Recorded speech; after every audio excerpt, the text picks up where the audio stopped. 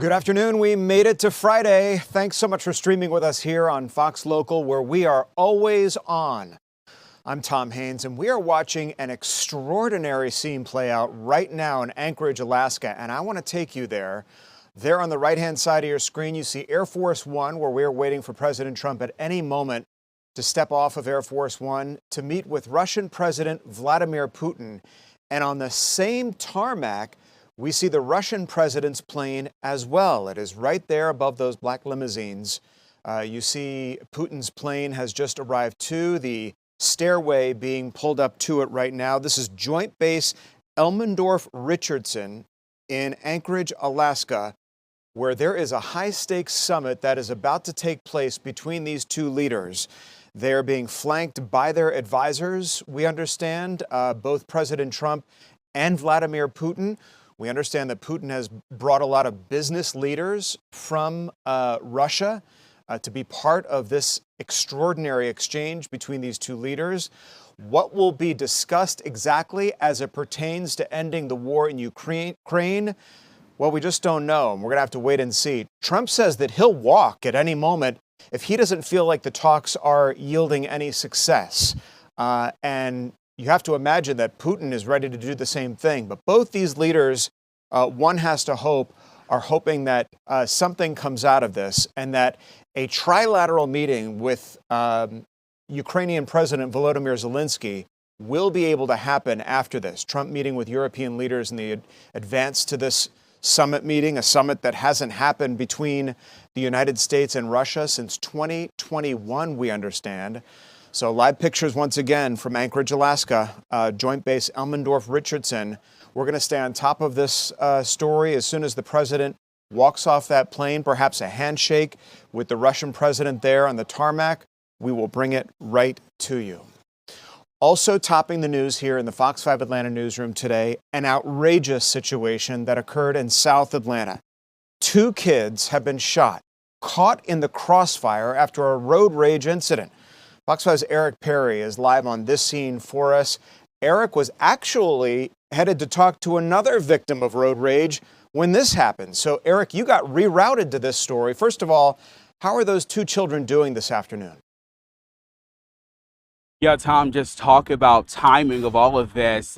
Was working on a different story regarding road rage incidents in Atlanta. A man's car was riddled with bullets there. I'll have that story for you either this weekend or next week. But today, that 8-year-old, that 13-year-old, the silver lining in this is they're expected to be okay after being grazed by the bullet. Take a look at some of the video from earlier. The scene is since clear. But earlier this morning, police tell me that a mom and her 2 daughters, that 8-year-old, that 13-year-old, were in the car on 166 around Sylvan Road. It gets a little tricky, Tom, in this area because, you know, where that shooting actually took place is Atlanta police jurisdiction. But after that shot was fired, we're told that mom, of course, desperate for help, came to this BP gas station, which is in the East Point jurisdiction there. I'm told that it all started from a fender bender there, a simple fender bender, and that person took out a gun, fired a shot, injuring that 13-year-old and that 8-year-old. Take a listen to Atlanta police, but I also talked with just other people here at this gas station, a very busy gas station, about road rage and just being on the road. It's everybody a little heated at times, but really we need to just practice our anger management skills. Fender bender, property damage is infuriating. However, let police get involved and handle that way instead of taking matters into your own hands. For the most part, I try not to engage because that's what they want you to step out of your character. A lady threw her peach at me, but when I was just driving and we almost hit the intersection. And I hit my brakes, and she threw her peach at me. And I'm like, yo, what's really good? I was just coming back from dropping my children off at school, and I seen the ambulance. He was, swooped around everybody, and they were just stopped. Everything was blocked right here. Thank God that they're all right. Just thank God that the children and she is okay. Yeah, those 2 kids, that 8-year-old, that 13-year-old, were both taken to Children's Healthcare of Atlanta at Arthur Blank Hospital there. Again, the good news, expected to be okay. They're still searching for the driver. Police told me that they're working with East Point Police. They say they have leads. They have a pretty good idea of who this person is, and they're hoping to make an arrest soon there. Tom? Eric, just a great example. First of all, never to get into any kind of argument with another motorist because you don't know who is driving that car. But I mean, especially with children in the car, because you're also putting them in danger. Yeah, Tom, you just never know. I know we say all the time bullets have no names, but they really don't. And I asked police again and again just to make sure it was one bullet that was fired from whoever that is, and it injured two people. So 2 lives, and it could have been worse in all of this, Tom. And real quick, you might have mentioned it as I was looking at my notes, but the condition of these 2 child victims of this road rage? Yeah, so taken to the hospital, I'm told that they were grazed by a bullet there, so it doesn't seem like too critical of injuries. They are expected to be okay. They said that both of them were grazed by that bullet, which of course we know could have been so much worse. Oh boy, we are just grateful that those 2 children are okay after that road rage incident. Eric, we know you'll continue to gather information about who opened fire and charges that individual might be facing. Eric Perry there live on the scene, covering a road rage incident in South Atlanta. Happens all too often. Want to move on to the situation that we brought you earlier this week out of Troup County. A woman now accused of murdering her husband. Remember the story earlier this week from Fox 5's Doug Evans, where coworkers were concerned that their colleague never showed up for work and discovered him with a head wound, later finding out that he was shot in the head. Well, it turns out that this victim's wife has been in trouble for trying the exact same thing on her husband. Fox 5's Doug Evans live for us in Troup County. Doug, hard to believe this has been attempted once, and apparently, according to police, the victim's wife was successful this time around. Yeah, if you remember our conversation back on Wednesday on Fox Local, Tom, I had mentioned that in the press release by the Troup County Sheriff's Office that they had said they didn't believe that the public was in danger at all. And I had said then, well, that's a tip-off line because it usually means that it might be someone close to the family or close to the victim, that perhaps he even knew his shooter. And you said at the time, well, maybe it was a domestic dispute. And you happened to be right, actually, because a day later they would charge Tracy White with attempted homicide.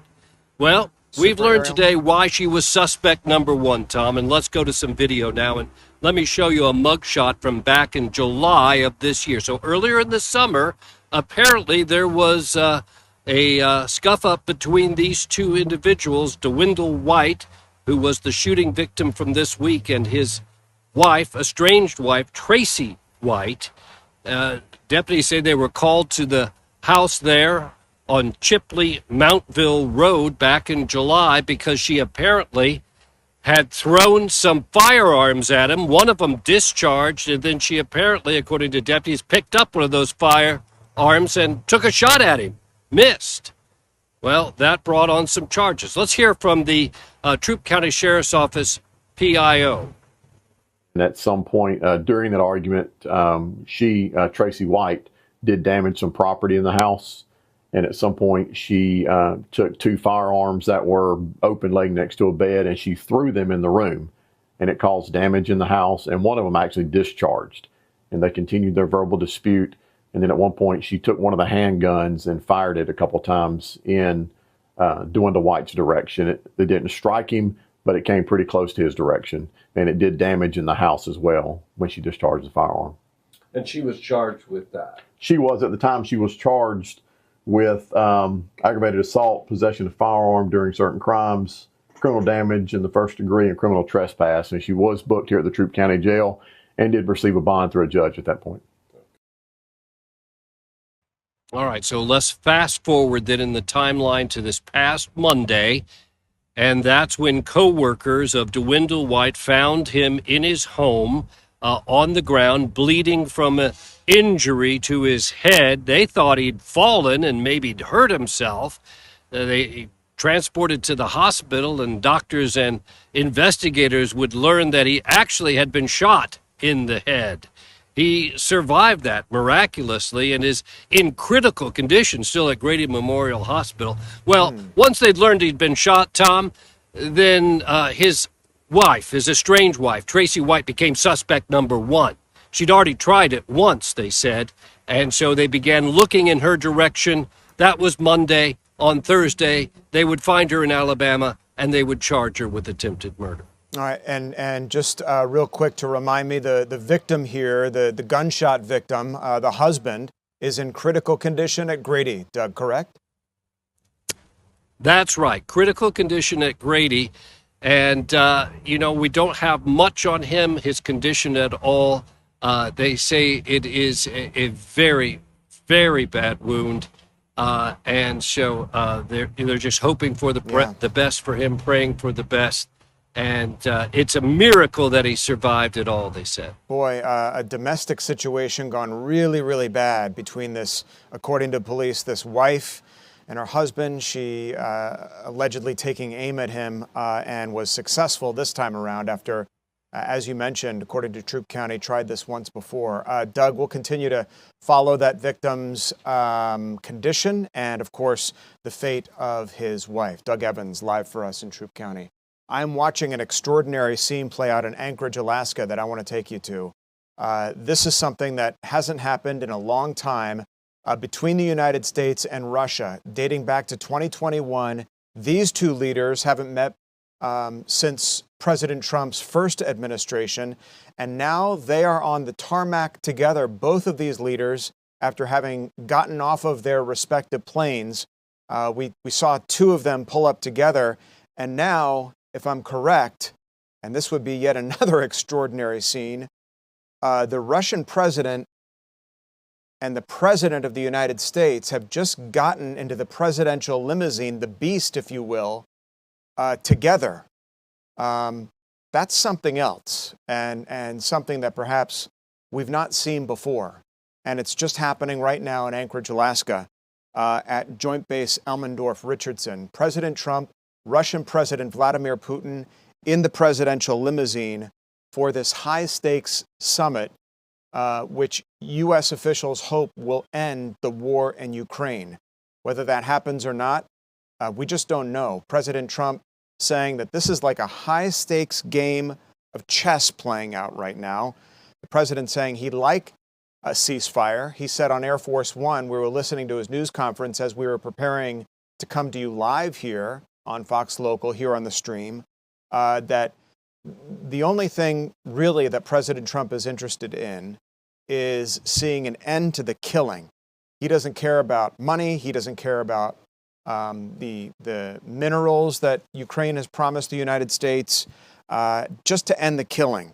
The president threatening very severe consequences for Russia if Vladimir Putin doesn't agree to end the war after today's meeting. And on that, the president says that he hopes that a trilateral meeting will come out of this one-on-one with Vladimir Putin. The president says he's ready to walk at any moment if things don't go his way. He spoke to European leaders, all of them, France, Spain, the United Kingdom, Germany, on the telephone not too long ago. Let's sit on that for 1 second. That's Vladimir Putin in President Trump's limousine, headed to this summit meeting, this historic summit meeting that is unfolding in Anchorage, Alaska right now. Some have cast doubt on inviting the Russian president onto U.S. soil because it lends itself to raising his profile on the world stage. The fact that these two are meeting in Alaska at Elmendorf Air Force Base, raising Putin's profile unnecessarily, because in Europe they say that Putin is the aggressor, that he's the one that went into Ukraine and started this whole thing 3 years ago and cost the world and those two countries countless lives unnecessarily and hundreds of billions of dollars in arms targeted at each other. So we're staying on top of the situation. You see the press gaggle there assembled. They have driven away in the presidential limousine. That scene is going to be played over and over again as we wait for these two leaders to emerge. We do expect a joint news conference from Trump and Putin. And of course, you will hear part of that here on Fox Local and on Fox 5 News. So going to take a quick break here. And when we come back, a lot more to get to on this busy Friday afternoon.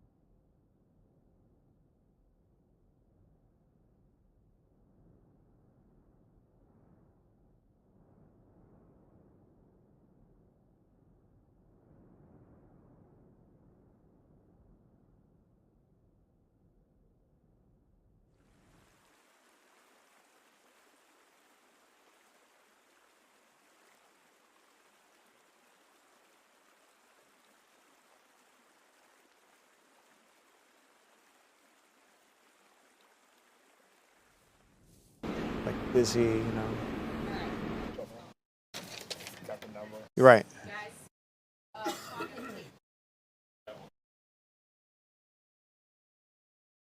I centered up correctly.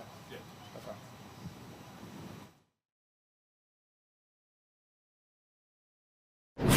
Back now live in the Fox 5 Atlanta newsroom with meteorologist Jonathan Stacy. Thanks so much for streaming with us again. Jonathan, here we are. We made it to Friday. Finally.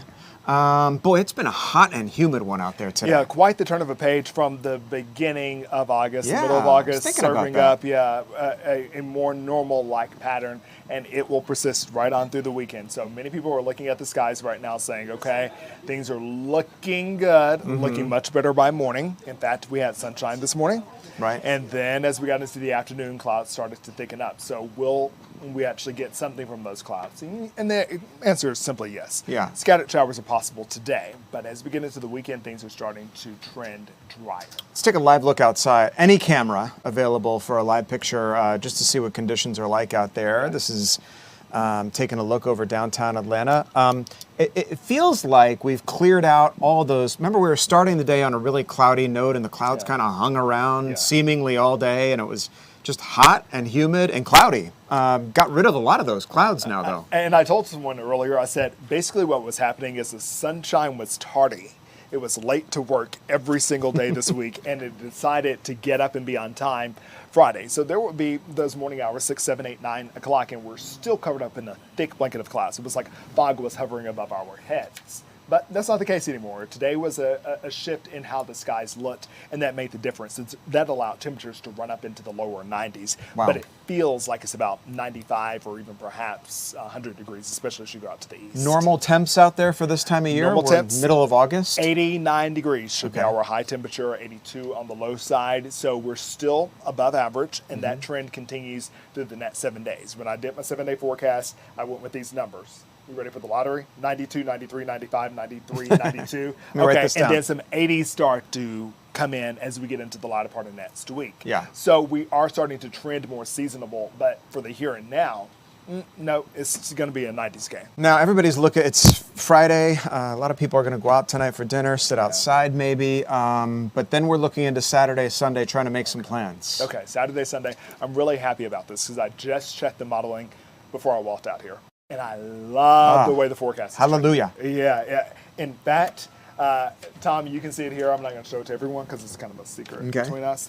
I put a dash over Sunday because that means that I just did not have the data. Wonderful. We were talking about No rain.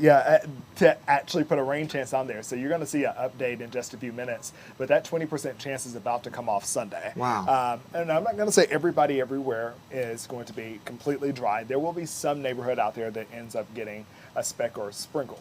But by and large, I think Sunday is the pick day of the two. But Saturday is not shabby. So if you want to get out and do something, I recommend the morning hours because the heat indices will still be up there. So it will feel like it's about 95 degrees, 96, 97.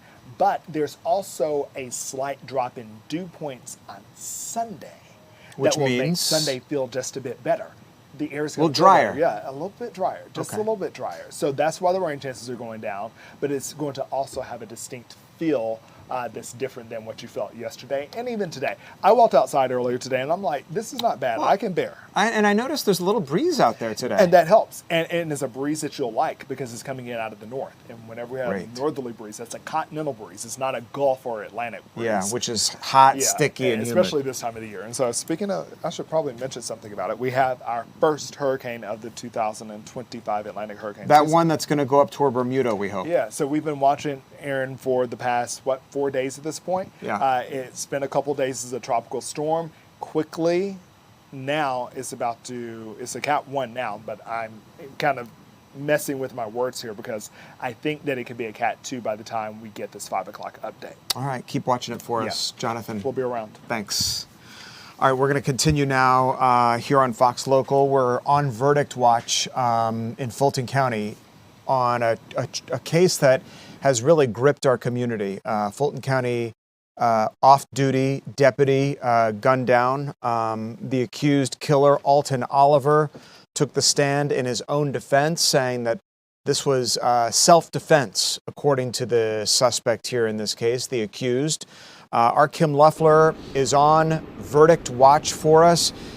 Kim, the jury went in yesterday. We've had the verdict watch clock up from the Fulton County courtroom there where this whole thing took place. Any word on the jury deliberations at this point?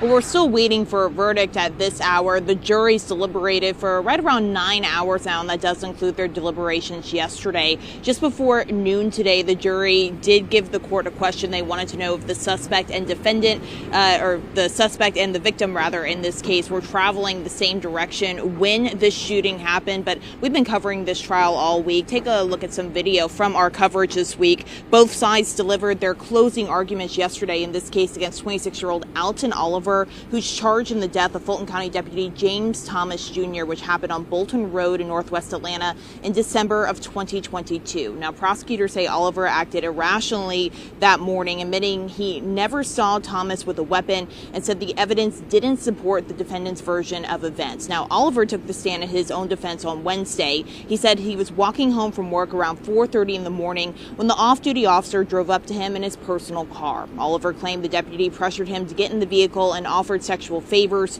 which he says he declined. Oliver told jurors the deputy returned 2 more times and that he fired into Thomas's car the 3rd time he approached him because he feared for his life. Now take a listen to some of his testimony from Wednesday. I was afraid. Were you afraid for your life? I was afraid for my life. As he get close, I get spooked. I pull my firearm from my waistband and I point it in a direction. Did he say anything or brandish a firearm or anything that I don't know. It's nighttime. I can't see. Yeah. It's dark. You did not tell detectives that this person was trying to sexually assault you and force you and demand you that you get into the car. You did not tell deputies. And Your Honor, I would That is object. correct. I think Aspen answered. He did answer that. Charged with murder, aggravated assault, and possession of a firearm in commission of a felony. Again, the jury is still deliberating at this hour. Of course, we'll keep you updated when a verdict is announced. Tom? Yeah, and we know, Kim, in situations like this, the jury sometimes will have questions for the judge or request a readback of some kind, but really, we haven't heard anything from the jury since they went in to deliberate. They did have that one question just before noon this morning, but since they've been back, 1:45 is when they came back from lunch. They've still been deliberating, no questions since they have returned from lunch. So we'll certainly be on the lookout and see if a verdict is delivered today.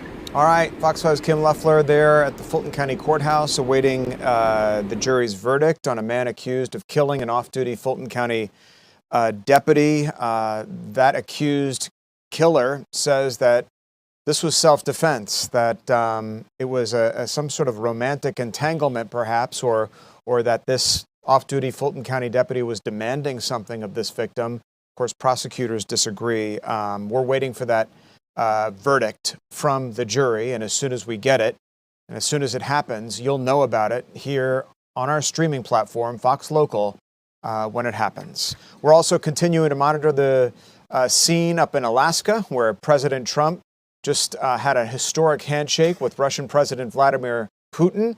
Those 2 leaders are meeting right now, and as soon as something happens with that, we'll also tell you about it when we come back.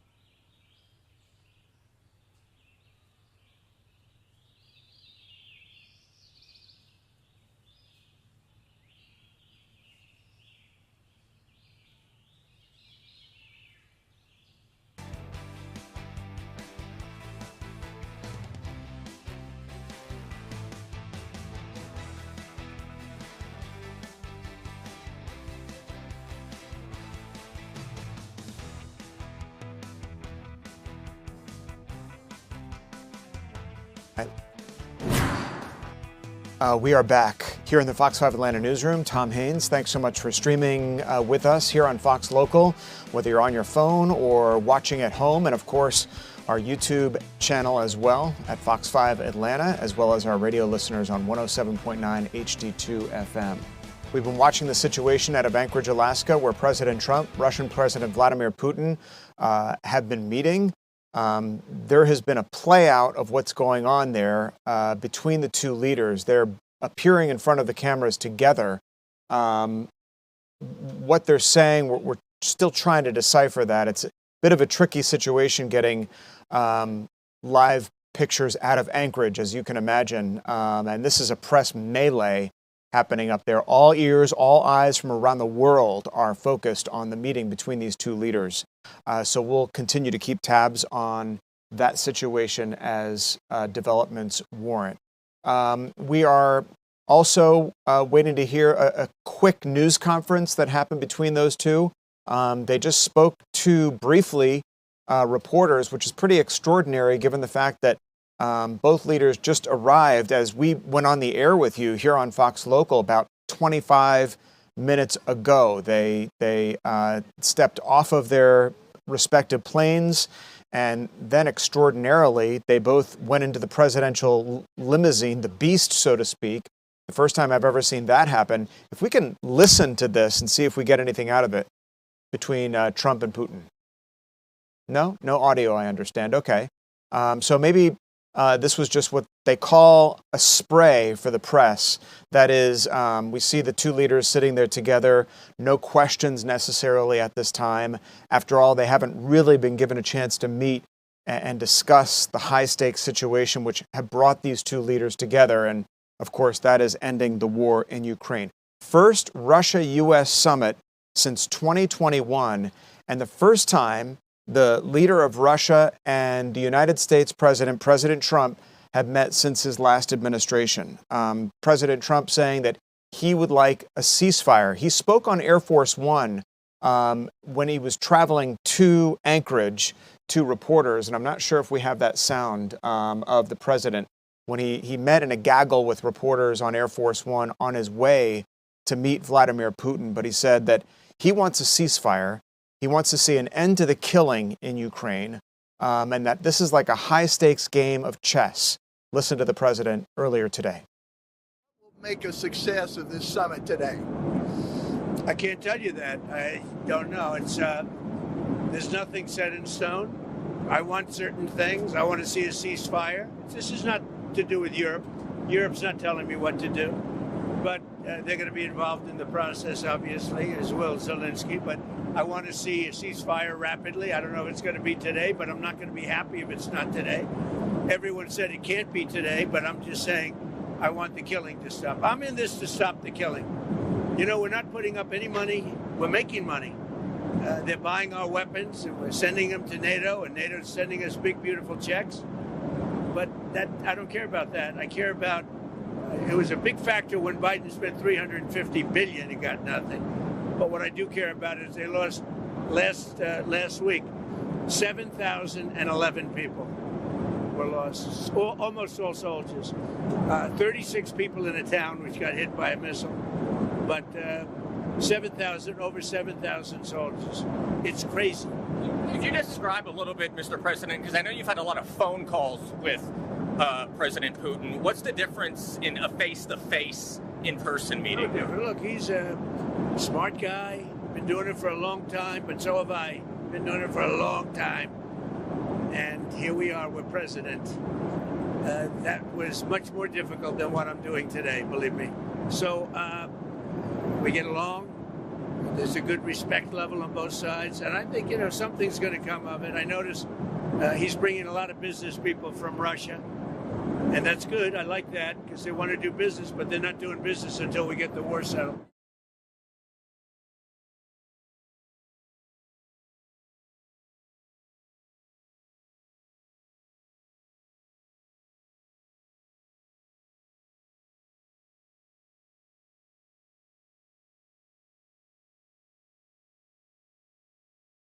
Are together right now. They deplaned just as we were coming on with you here on Fox Local about 35 minutes ago. And then they shook hands on the tarmac there and got into the president's limousine, something that no one has seen before, and headed off to their summit where all parties are hoping for progress in the peace negotiations between the United States and Ukraine. We'll continue to monitor that situation. We saw a press gaggle earlier where the two leaders were sitting together, but they didn't necessarily speak to reporters. So as soon as we get any sound out of Alaska, we'll quickly turn it around and bring it to you. We frequently talk about new technology, right? AI jobs, going to college, hammering it out, getting that degree, graduating, and then going on to something. But there is a real shortage of skilled labor fields. A lot of young people feel pressured to go to college, but the fact of the matter is there are tens of thousands of unfilled skilled labor jobs that need to be filled. So Chris Rosenthal is at an event right now where a company is offering to train plumbers for really good jobs, Chris, that we understand are out there, and plenty of them at that. Yeah, absolutely. There's a really big need for plumbers out there. And, the way you get started in that is become an apprentice, then journeyman, then master plumber. And I'm here at Hallway Plumbing in Alpharetta, where they had an event today, just wrapped up for their apprentice plumbers. They had some lots of vendors here, suppliers here. They even had some fun competitions, like a toilet building competition. And I'm here with Bruce McGrew from Hallway Plumbing. And Bruce, you could tell me a little bit about why, why is the dire need for plumbers and skilled labor going on right now? Right now, our trade industry is in such dire need of plumbers.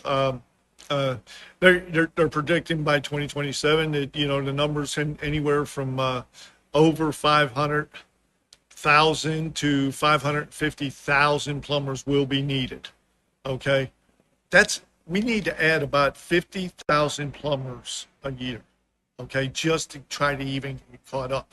This is because we told all of our kids go to college, and what did they do? They got debt, okay? Mm-hmm. They got college debt, and they're in these loans for years, okay? Here at Hallway Plumbing, what we did, we started an apprentice program. Our guys are paid while they work. We teach them here. They learn here. And what we ended up doing was today, we kicked off with a huge sponsorship drive through manufacturers, rep agencies, and suppliers to help us mentor these young men and women to become plumbers. And that is us doing our part to fill that gap. It's crucial to do this. And, when there's a shortage of anything, it always costs more. So, to become a plumber, it can be a pretty lucrative Yes. profession. Most of our young men and women that will come through our program, when they hit and get their journeyman degrees, they will probably be with incentives, with salary and incentives, bonus programs, and everything else through our program. They're making about $80,000 a year, okay, with no debt, no college loans to pay back. This is huge. This is how we get guys in and women into our industry. You pay them well, but you train them even better.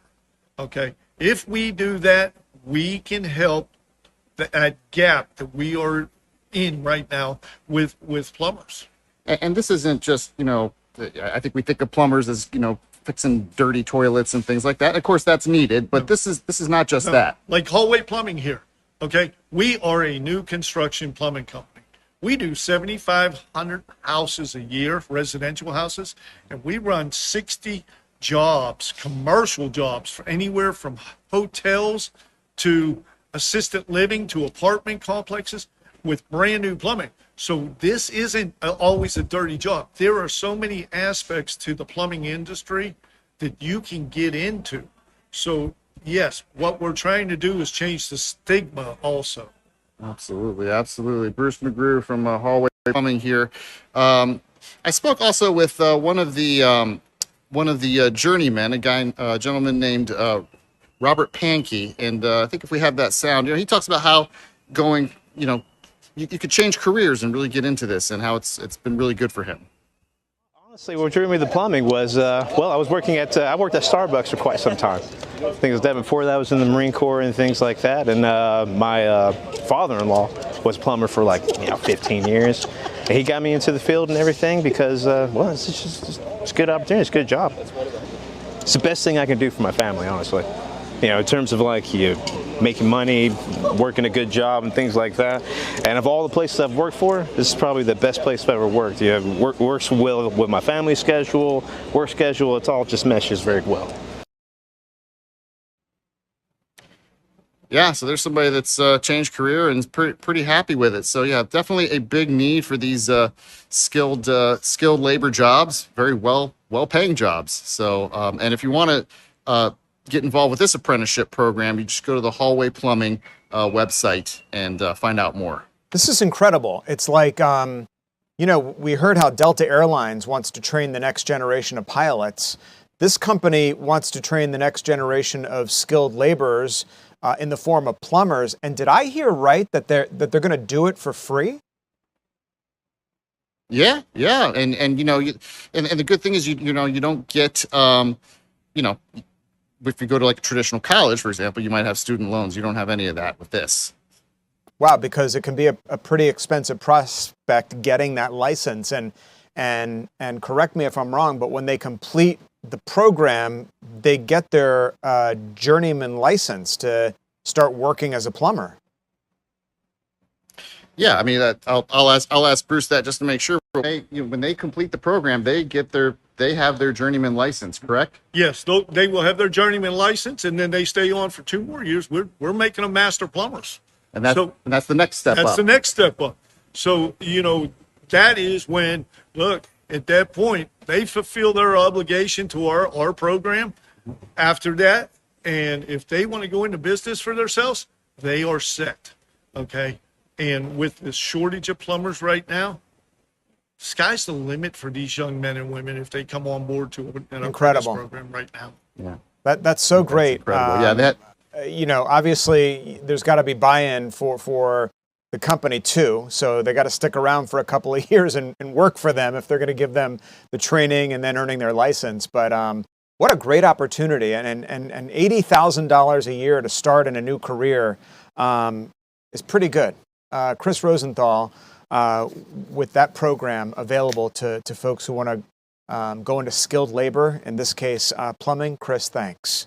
We got a lot still to talk about. I don't know if we can go into break, take a live picture of the situation happening and unfolding in Anchorage, Alaska, between the Russian president and the United States president. They're going to meet at any moment, and a joint news conference, we're told, is going to happen. The podium is set up. We are just waiting for the leaders to step out onto that stage and address reporters. And when that happens, we will be covering every second of it. We'll be right back.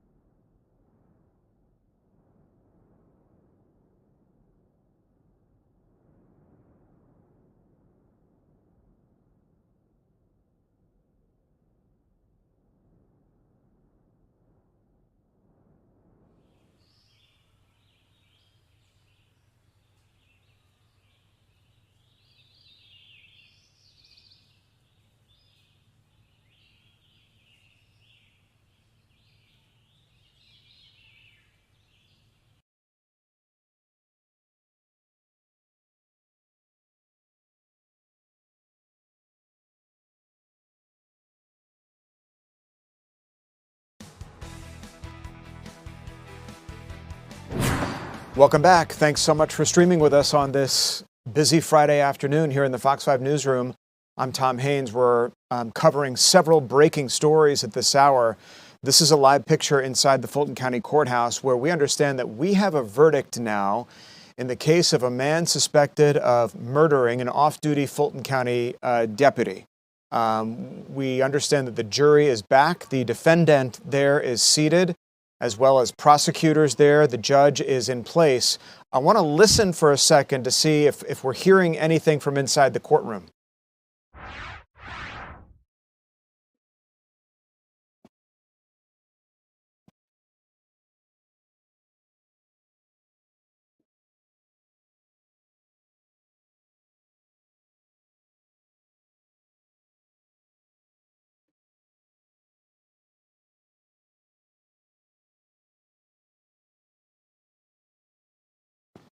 All right, that is the accused killer, Alton Oliver, sitting there with his defense team. Alton Oliver said that he acted in self-defense when he shot and killed the Fulton County deputy there. The prosecution obviously says otherwise.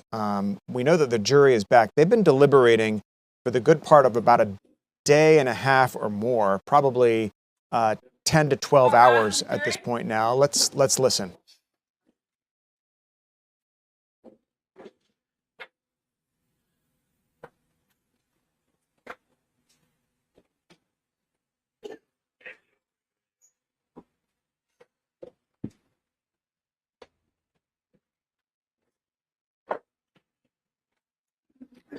Please have a seat, ladies and gentlemen.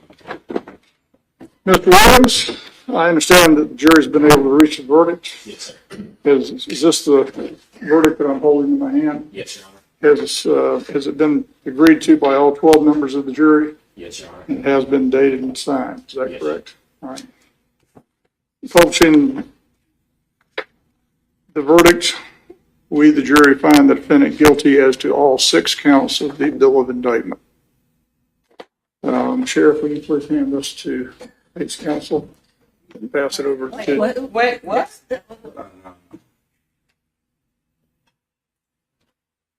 Didn't I say not? No, we didn't hear it now. We, the jury, find the defendant not guilty on all 6 counts.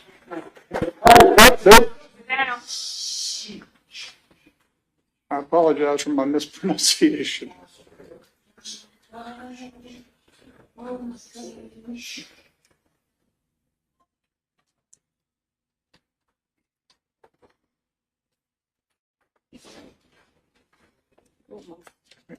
Anything further from the state? No, Your Honor. From the defense? No, Your Honor. All right, ladies and gentlemen, at this time, your one-day or one jury trial service has come to a conclusion.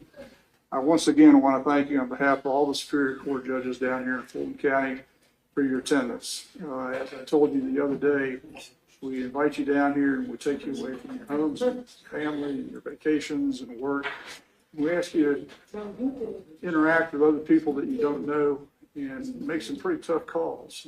And this case falls in that category, a pretty tough call. But we appreciate your hard work and reaching your decision. A stunning verdict out of the Fulton County Courthouse this afternoon. 26-year-old Alton Oliver has just been found not guilty on all 6 counts in the shooting death of off-duty Fulton County Deputy James Thomas Jr. The two apparently getting into some kind of scuffle, according to the now not guilty defendant, resulting in the death of Deputy Thomas.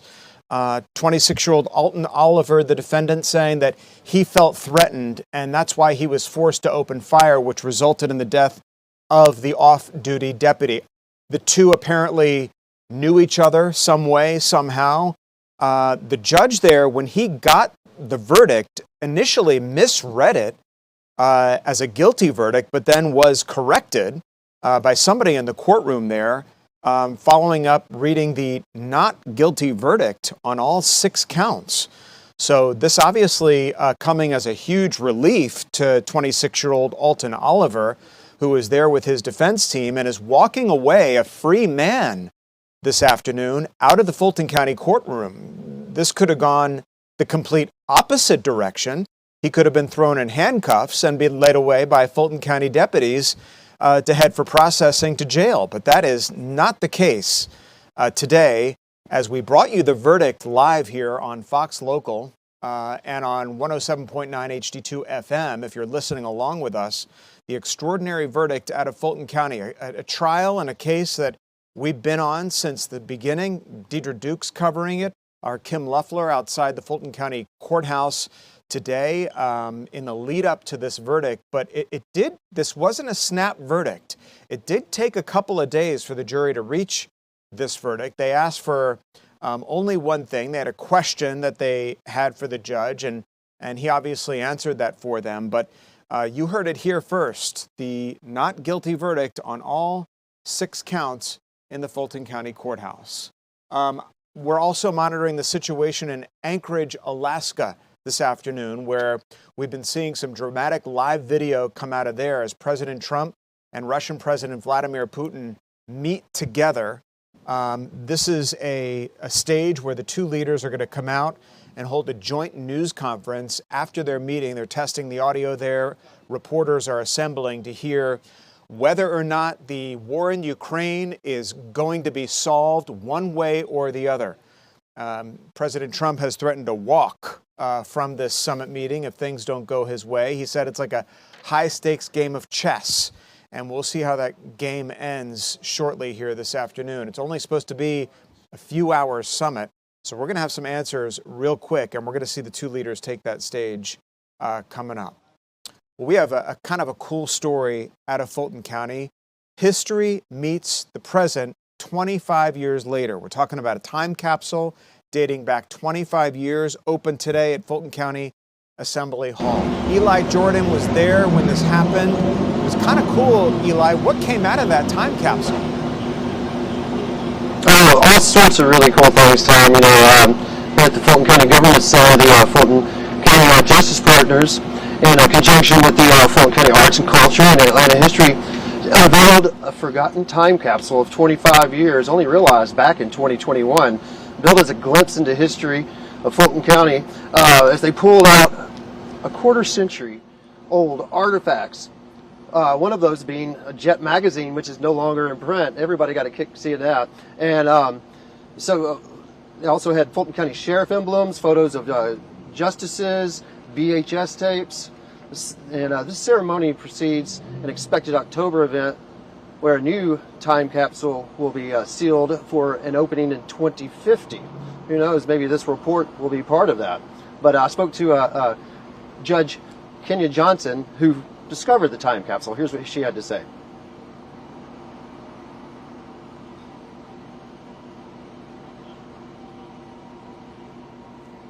Stumbled upon this time capsule by happenstance.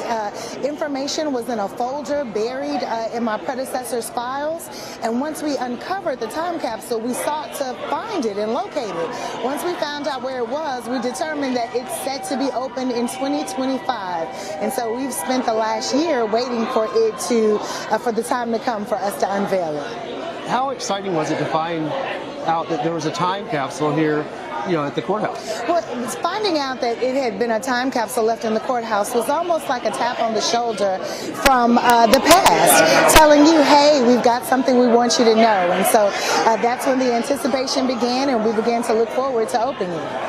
So what was it like today when you finally opened it? Today was revealing. We got to see items that were important to the Justice Partners at that time, and a few markers in history, a few magazines, a few pamphlets from different services, even the creation of Fulton County Family Court. So we were able to see all the initiatives that were important to the county in 2000. Any surprises? The surprises were the magazines and the pop culture items. I thought it was going to be all courthouse stuff, but these were also citizens and people living in the world as well, and so they wanted to remind us of the pop culture at that time. Reminded of Jet magazine. The Jet magazine was funny, and someone says they want to take a look and see some of the articles from that time. And now this is like a predecessor to what's going to happen in October. Well, in October we're going to be setting a new time capsule to include some of the items from the old time capsule, and that is set to be opened in 2050, and I am definitely counting on being there. You know, Tom, 25 years ago doesn't seem that long ago, but to give it a little perspective, Bill Clinton was still in the White House, and Vladimir Putin was elected for the first time as president of Russia in May of 2000. How's that for perspective? I was saying earlier, 25 years, that was like yesterday. My career was already 6 years in the making at that point. Eli Jordan, really cool stuff. 5 years in it, yep. Right. Same here down in Fulton County. Eli, thanks. Some interesting things coming out of that time capsule. We're going to leave you this afternoon, for this hour anyway, on Fox Local with live pictures from Anchorage, Alaska. At any moment, we're waiting for Vladimir Putin and President Donald Trump to step out onto that stage to tell us what happened. All eyes, all ears are focused on Anchorage as these two leaders meet in what has been described as a high-stakes summit, and indeed, it is just that. The news continues here on Fox Local. Next, with Fox 5 News.